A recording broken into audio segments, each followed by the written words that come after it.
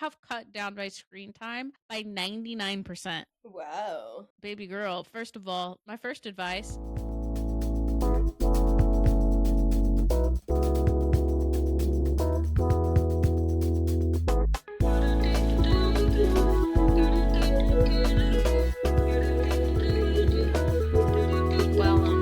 Thanks for your concern. Welcome back to Thanks for Your Concern. You're here with Ella. And I'm Berenice. What is up, Ella? Dude, I'm fucking feeling good. How are you feeling? I'm feeling good. I'm feeling like spring has sprung. I'm ready to get back outside. I am just like practicing being grateful because I just feel like way more calm life-wise. And we want to keep it at that. You know what I mean? Like sometimes I really look back at tough spots where weren't that long ago, and I'm like, wow, I can really like sense the difference. Obviously, I feel like with anything there's growing pains. I'm grateful. I'm good. I'm starting to meet a lot of new gal pals. However, every time I meet gal pals that aren't from New York, I see the New York effect on me quite loudly. One of our friends just got engaged. I know. And she was here, and I was talking to her uncles who also live here. And I was like, I feel like the longer I stay in New York, the harsher I become. So like it's nice to take breaks. And I see that when I meet people who moved here and they have this like light about them. That's just like a little more like naiveness, you know what I mean? Like they try to see the best in people, and I don't know if the fact that I've been here for like 5 years is just a reflection of that, where I'm like they tell me stories specifically either about like people they met here, and I'm like and they're like, oh, you don't like that. Like my face will say it before I will, and I'm just like, I feel like you're just being really nice and giving benefit of the doubt and like being really kind to someone that probably doesn't offer you that. So I'm just wondering why you keep doing that. You kind of know they're from somewhere else. Like they just come in very naive sometimes, where I was just like, girl, the men here are atrocious. They're atrocious. Yeah, but I truly believe, or maybe it's, I don't know, but like it's bad here. Like it's really, really bad. I don't know what it is. I had never encountered such foul fucking men until I moved here. And it's just a lot of ego, and I feel like it's really hard sometimes because as a new person, I see people make the same mistakes. Like I always say, rookie mistake. They like move here, they find a group of friends they like, and then they start dating one of them. And obviously it kind of goes to shit because at first you're like new, and they probably scope you out as like, she's new here,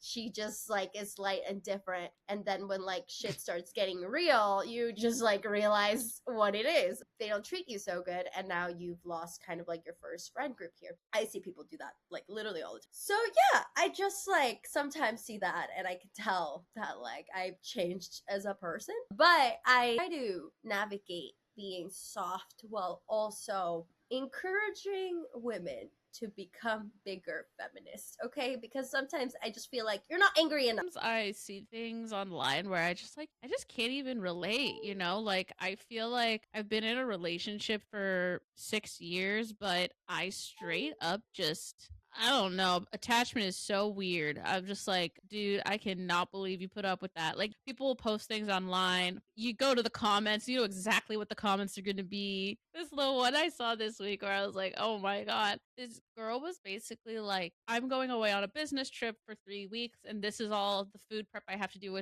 for my boyfriend because he doesn't cook for himself. And she legit made him food for every single meal for the 3 weeks that she was going to be gone. And did he pay for the trip? Well, she's going to work. Oh. And she's like, this is my love language. I like doing this for him. Okay. Yeah, but do you know how nice it is to like have someone who can do that for themselves so you can like focus on yourself? I feel like that's just so underrated. It's like you're taking up all this time and energy, and I see a lot of energy that's like disproportionate in relationships, and you see it on, you know, in your friendships and online. It's like, damn girl, like what the fuck? Like you can find different men who will do shit for you and not just monetarily. That's a trap. Being in like a monetary only relationship, that's different. But like dude, there's dudes out there that will fucking take care of you in the same way that women take care of men. Yeah, or at least hold like space for your emotions. You know, that's the bare fucking minimum. I think that's the missing piece. It's like, oh, he does all these things to me. I'm like, okay, does he like care about your feelings? How does he like handle when you're upset? That's number one, bro. Like we're looking for the wrong. I feel like some of her rhetoric is just too traditionalism to be great advice, if that makes sense, because it's just like there's always going to be a power imbalance. Yeah, it's a place of ego sometimes rather than like, because relationships, you really have to get past the ego to make those things work. We're in a time when women can just make their own money. You know what I'm saying? It's like you're putting all this like time and like thought process into how to get a man with money. It's like, girl, why don't you like put that energy into building a business for yourself? And then it could never be taken away from you in the way that a man can cut you off or decide he's just over it. Yeah.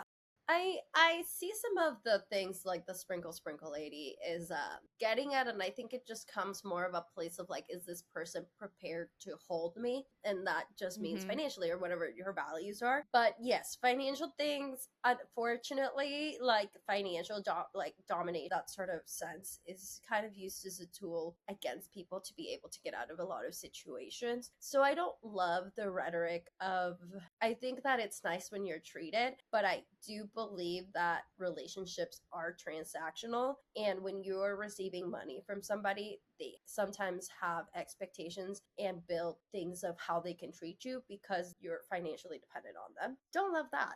I feel that same way about not even relationships, but it's like at work, it's like you're still allowed to have boundaries even though they hand you money. Yeah. It's Yeah. tactful Who about told it. you that? Yeah. It's quite true. So, you know. It's about how like men move in the workplace. I can't believe you just said that. And it's like, oh, actually, you're allowed to say shit like that if you're trying to be constructive or like bringing up a valid point. I do believe that women can't get away with acting like that, though, as sometimes it just depends on like the gender norms people are socialized with. You might get more backlash for doing the exact same thing it does. I often find that when I act like I rub men the wrong way, they don't like me, but they can do it. So it's like really interesting to tater tot that line. Yeah. Yeah. We have a great episode this week. We're talking about anti-iPad kid, how to stop being an iPad kid. And this is me coming from my personal experience. I have cut down my screen time by 99%. Wow. Baby girl, first of all, my first advice, pick up some hobbies, okay? If you want to stop scrolling, find other ways to fill your time. I feel like people severely underestimate the power of hobbies. Yes. Well, I am currently working at being more present. I have noticed that the longer I am on a screen, kind of the more depressed I become. And I don't like that. And the less I sleep, and I feel like the bags under my eyes are just like because of staring at my phone all day. Like that does alter your like brain chemistry. Blue light is like bad for you. You're gonna have like big bags under your eyes if you're like looking at that phone at night. So this is something I'm like actively working on. I don't think I can like cut it down that much making content. Sometimes I'm like, damn, I'm like, it's not even like I'm scrolling. Like I am editing videos and that shit takes forever. But I do believe that we've taken, this is actually kind of like an LSD quote, but like plug in, tune out.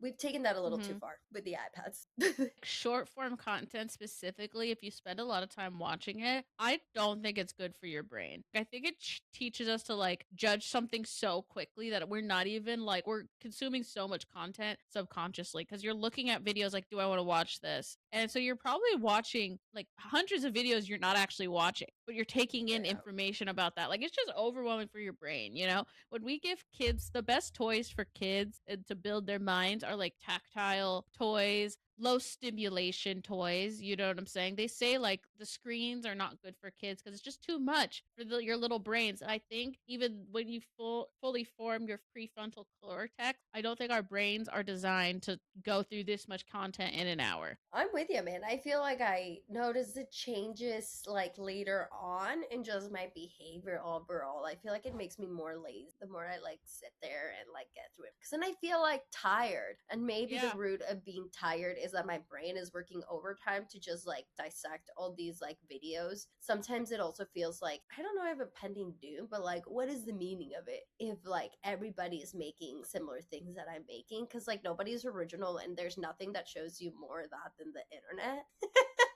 I feel like a lot of videos are telling me like everything that's wrong with the world and what I'm doing as an individual. Like a big thing lately has been like anti polyester, anti microplastics. I do not have the fucking time to worry about microplastics for my individual body. I understand that there's some like reasons we need to worry about microplastics for the earth, and that I'm more on board for. But like, what do you mean we're spreading information? That's false, actually. Let's just put it right there. That wearing polyester clothing is like poisoning you.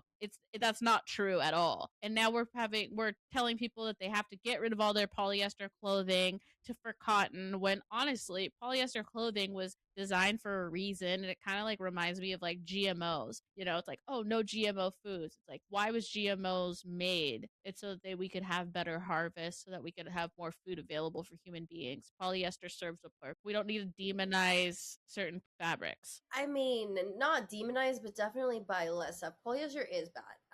The microfibers For the environment. For the environment, yes, but it does end up in water, and that goes Yeah. into the ocean. And even though Yeah. it's treated, that is it's like microparticles of plastic that end up in the ocean, and they are making the fish sick. So that is true. But people are saying that wearing polyester clothes is poisoning human beings. Oh, like directly onto your clothes because you're wearing plastic? Yes. Oh, it causes cancer. But it's like, I can't think about all this shit. We have to like figure things. Think of this shit.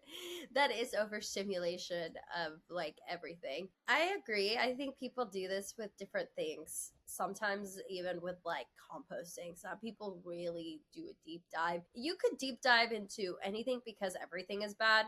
And sometimes that like filter in our brain really helps us from being overwhelmed and overstimulated by all the information that is out there. I do believe that sometimes we have to act as the filter before the filter for our brains about certain things when you know that the plate is full. But being conscious about what you buy is important. Maybe I do believe like everything in moderation is probably like the best type of life skill, where it's like you're just being conscious about everything that you're doing. You know what I mean? Because at the end of the day, it's really hard to avoid and cut out everything. Like even with Spotify, they're like, not like I guess Spotify is bad too.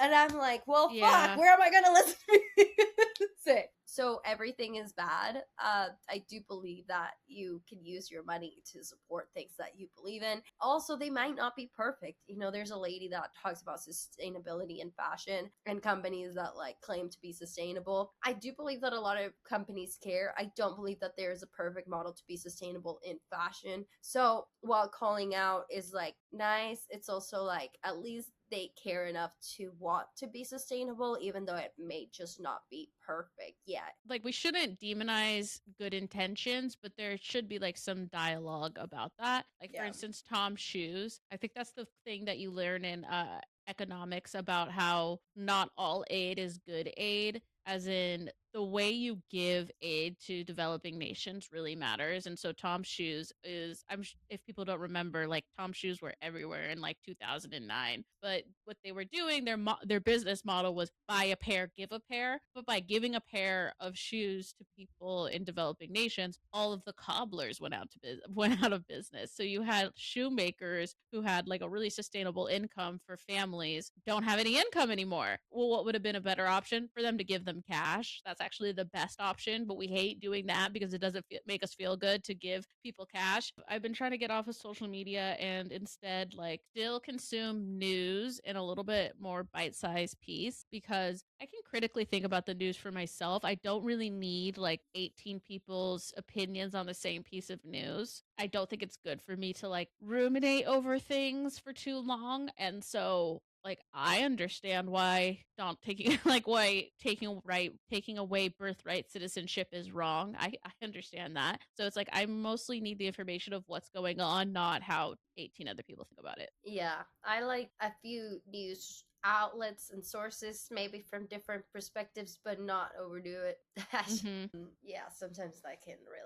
I mean, and even if you don't feel like it affects you, I think it ultimately does. I definitely see when I get overwhelmed by like TikTok stuff, especially about like immigration and just all the fuck shit that's going on in the world. And while I feel somewhat like we can carry on, it also makes me feel later, if I'm really tuned in with it, that like it does affect me. And sometimes there's not great, I don't have great things in place to release all that because you're just being fed more information. So it does sometimes feel like information overload. Right now, I feel like that has led me to always want to have like music or like TV in the background of what I'm doing. So, according to yet another TikTok, I have to reset my root chakra.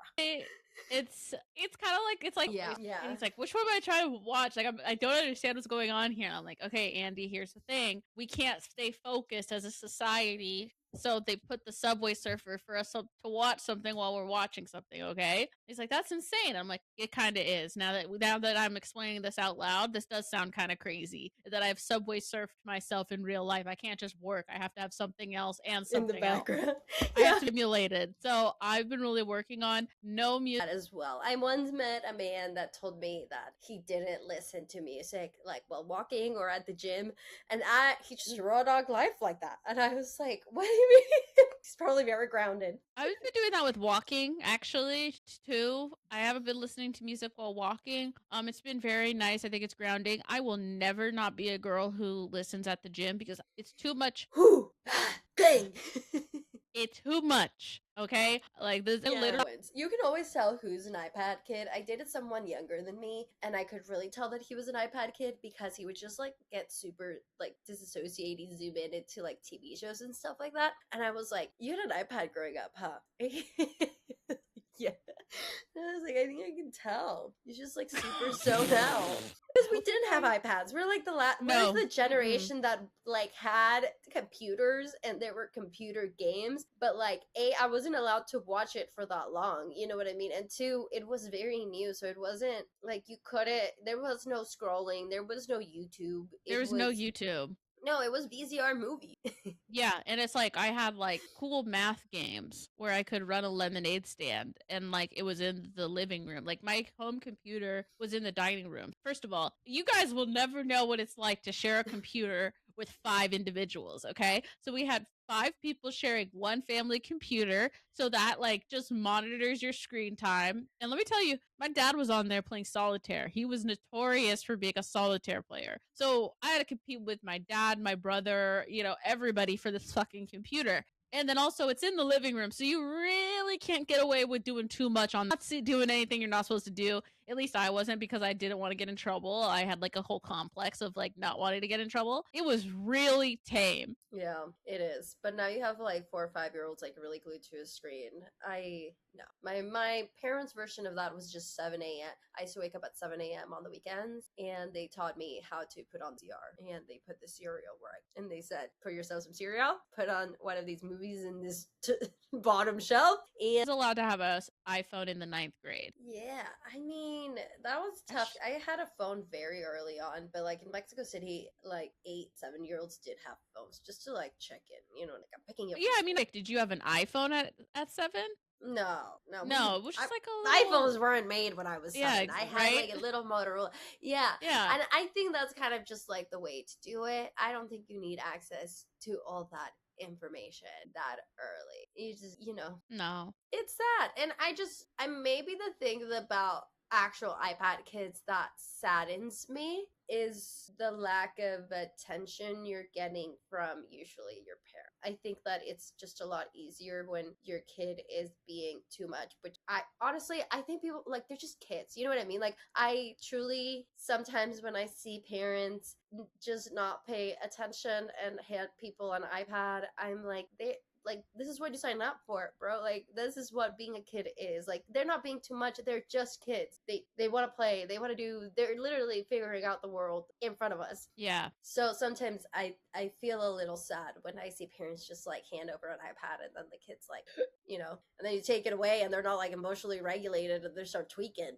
Like, oh God. I'm famously like very on the edge of like not having I've been pro-childless woman for a really long time. And I think a misconception is that, like, I don't like kids. I love kids. I was a nanny for most of my life, you know, like I was a nanny or had some child related job for over 10 years. I know how hard it is to be a parent, hence why I don't want to be a parent. Like, I just look at my life right now and I'm like, when would I raise a child with this schedule? And a lot of people are kind of naive, like, oh, well, you make time. And I'm like, yeah, but like, when are you making time? I have a full time job. I have 3 fucking side hustles. When does a kid fit in here? Either the kid loses or it's the opportunity. And I'm like, well, I don't know what it's like, so it's not. I don't know what I'm missing. You never know. You can always adopt later on, okay? Said this recently. I think I'm gonna retire at 39 and then have kids, like straight up. I don't know. I'm like pro adopting. A lot of people are Yeah. like, well, you know, they like that can also be tricky. And I'm like, honestly, I feel like any type of parental choice is going to be tricky. You just never know how it's gonna go. But that's the choice. You're choosing to be a mentor and to help raise somebody, whether they're already here in this earth or you make them. Sometimes to me is more like carrying the weight of the world when it comes to kids. When I see they're being like not paid too much attention by an adult, I just go and chat with them just in case. I just don't want them to end up taking this out later in their lives to some, you know, nice people. Sometimes children that are neglected, they grow up to be like very avoidant or just like mean to other people because they just haven't worked out some things in their past. So I know that if you surround yourself by community and adults that pay attention to you, you're just made to be better in the future. So me, an adult that sometimes is around kids, I'm like, let me just pay attention to what this kid needs right now. Maybe he'll be nice. It takes a village. So that's why sometimes when I hang out around kids, I'm like, damn, I'm liable. If any traumatic experience happens while I'm around, I will feel responsible if he's a menace in the future. Yeah, risk manager, you know. I've also it's really funny because the skills that I learned being a gymnastics coach, I take with me to this day. And one of them was like, when you tell a kid, you don't tell a kid like, no, stop doing that. You like give them options. Especially when you're not someone's parent, you kind of have to gentle parent. You can't like be a parent to a kid that's not your parent. So you have to take like gentle parent technique. And me and my friend always joke, they're like, all right, so you have 2 options. You can either sit by the wall or you can stay with teacher Ella. What you're doing is not an option. Which option do you choose? I sometimes gentle parent my colleagues, my family members, my boyfriend.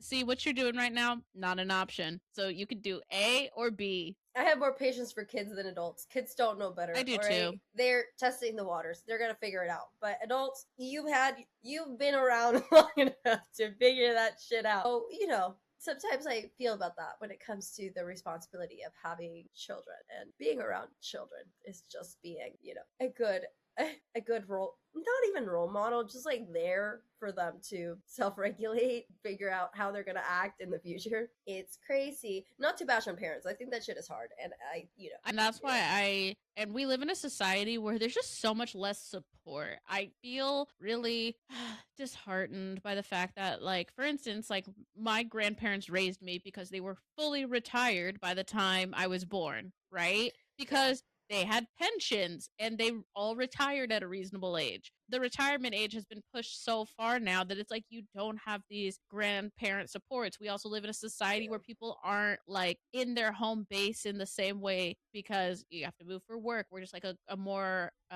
there's a lot more movement of people than there have been in previous generations. And childcare is not affordable. No, it's not. It's sad to see that sometimes kids just need a little extra attention. And I also feel like we're not built in a society that's meant to kind of like connect with kids in just like a human form. And I know my sister, I have younger siblings, they're like 8, 9 years old, and she's like, I don't know what to say to them. And I'm like, I don't know, ask them what they like to learn at school. Like, just ask them about the things that they like you would to anybody else. common skill. Practice having conversations with children will help you practice conversations with adults because it's the same thing. You ask them about the things they like, they'll let you know if they like you by matching that energy. You see that they're excited what they're talking about, there you go, they like you. It's easy. It's easy. You don't have to try too hard.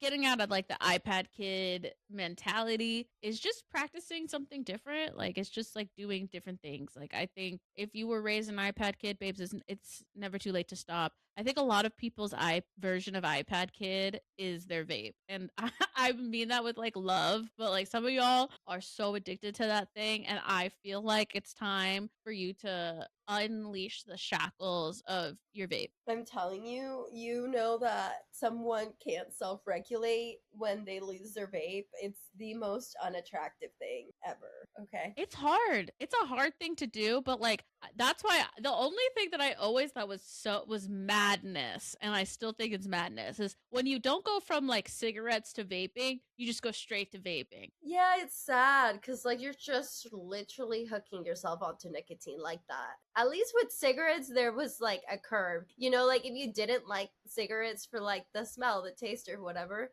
then you lucked out. But now they make vapes like just so accessible and like easy, and like they taste good. So it's a trap. The tobacco industry is crazy, man. Like, dude, I had a little vape phase, okay? Because like dude, the Juul low key was fucking, it hit. Like I loved my Juul, and then I realized, girl, what the heck are you doing? Why are we just giving ourselves cut this before it gets really serious? And so wean yourself off of whatever is overstimulating you or taking up too much like brain space and habits that we just pick up. And I think that's why like social media is like hard for me, is because I just do it naturally. Like I just pick up my phone, tap it into it, and then I'm scrolling for an hour. And I think it's the same thing. Like there's like this ritual of just like picking something up and like vaping. And it's like you have to break the habit, and it's so subconscious that you have to actively work on it. It's also a really, I like to wrap mine up. It feels really weird to have